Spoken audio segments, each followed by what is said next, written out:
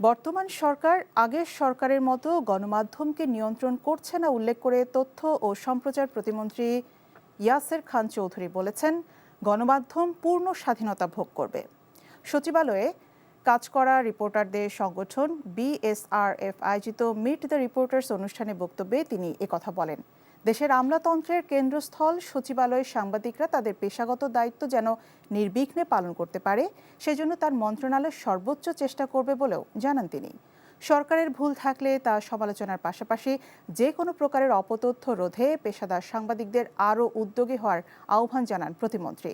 আগামী জুনের মধ্যে জাতীয় সম্প্রচার নীতিমালা চূড়ান্ত করার আশাও জানান তিনি।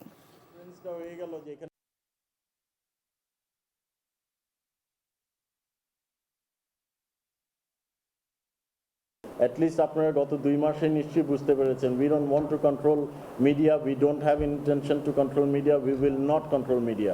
আমরা অতীতে দেখেছি, আমরা অতীতে জানি, আমরা এটা আপনারা আরো ভালো করে জানেন কিভাবে মিডিয়াকে কন্ট্রোল করা হয়েছে।